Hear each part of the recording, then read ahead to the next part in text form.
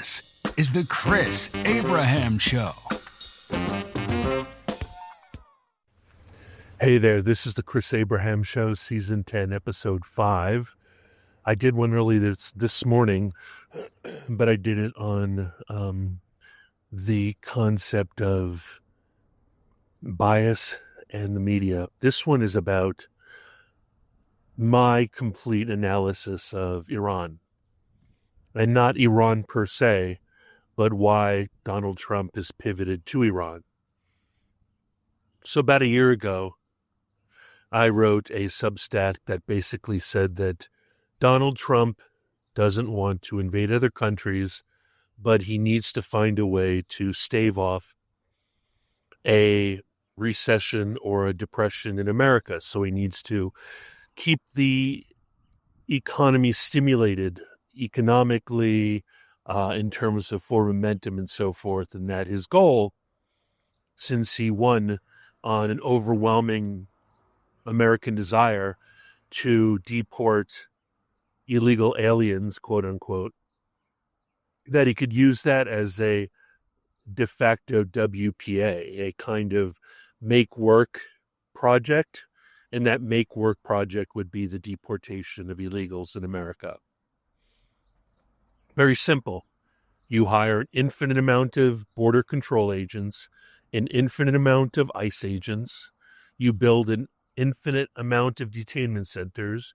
You buy an infinite amount of private jets. You contract and charter an infinite amount of commercial planes.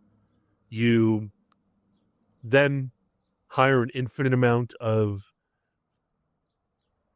guards and security guards. And then you, of course, hire an infinite amount of builders to build the infinite amount of detainment centers. Then you have to hire an infinite amount of HVAC people and security people.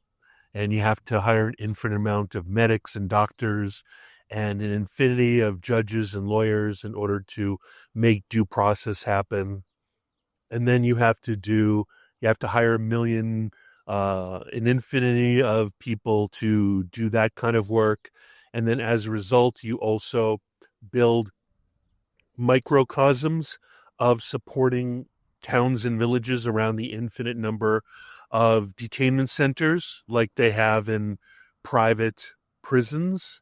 Most large private prisons have entire towns, if not small cities and villages, that are in support of them, like diners and hotels and housing to support the staff, and diners and restaurants to support the staff, and cafes.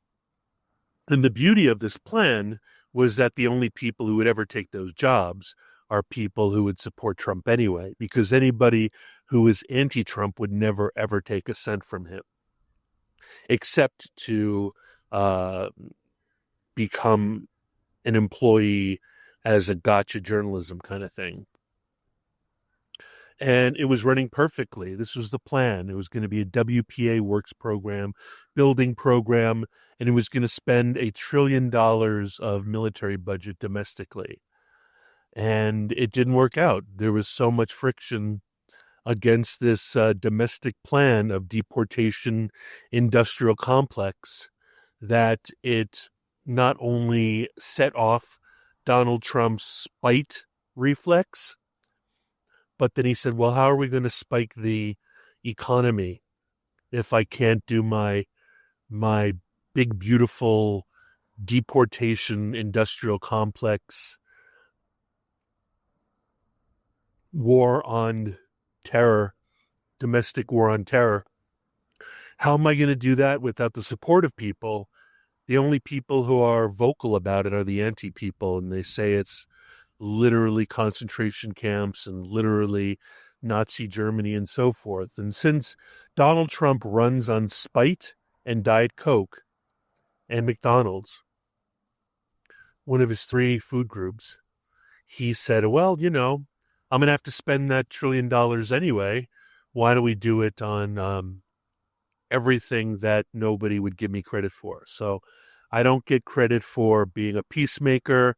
I don't get credit. Everybody laughs at me um, for wanting the Peace Prize. Everybody laughs at me about my FIFA Soccer World Cup Peace Prize manufactured for me. Everybody mocks me about the um, Venezuelan recipient of the Peace Prize giving me her Nobel Prize. Everybody mocks me. So I'm going to show them. I'm going to pivot, and I'm going to completely and utterly stimulate the economy using good old-fashioned international warfare, adventurism, and international bombing attacks and so forth. Because there's nothing better than destroying, blowing up, and needing to reorder $1 million weaponry and ammunition and bombs and missiles and bunker busters, and then to have the support teams and get all the people who are on the National Guard and Army Reserve, get them back up to being activated, and then starting up the paranoia around um, terrorism and about proxy wars. And it's a boon. It's a boon. And it's completely spiteful. And in the back of his mind, he's like, if you just would have let me deport all the illegals, then I would not have had to pivot this way. I mean, I have to make sure I win the midterms, and it doesn't look like I'll win the midterms based on everybody's focus on the Epstein files and everybody's focus on fuck ICE. So let's see what happens if we completely turn the escalation ladder up to 11. So that's my analysis. I don't think this is going to be a very long episode.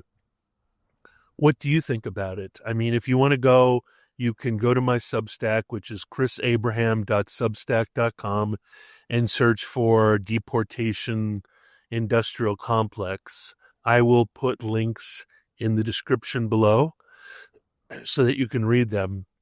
But I think that there was a complete desire to make American homeland to be the next Afghanistan war. But instead of trying to spend money on hunting down and liberating women and girls, so to speak, by virtue of killing Taliban all around the country, he was going to spend all that Taliban money domestically through, instead of modernizing and exporting democracy to foreign places and building green zones in foreign countries, and instead of wasting all that money creating bases and so forth in Kabul that was returned to the Afghanis anyway, or a green zone in Baghdad or whatever, he decided to spend all of his war bucks domestically, and making it so that the only people who would take the infinity of jobs would be people who would not be ashamed to wear a MAGA hat. I don't know if this is going to be remotely popular. I don't know if anybody's going to agree with me, but I think it's infinity interesting to think about. And do not underestimate the power of spitefulness in terms of behavior of Donald Trump. And I guarantee you, amongst his friends, he's like, you made me do it. If you weren't so defiant, I wouldn't have had to escalate like this. Now see what you did? You're putting Americans in harm's way, and all that other fun stuff. So anyway, this was a very short episode of the Chris Abraham Show, Season 10, Episode 5. But I think it was something I needed to say because I was just listening to reportage, and everybody seems like they were surprised as to the outcome. But for me, I mean, he's a businessman. He needs to stimulate the economy somehow. And while it will probably negatively affect the price of silver and of gold and of oil, and will, of course, probably spike international terrorism, it will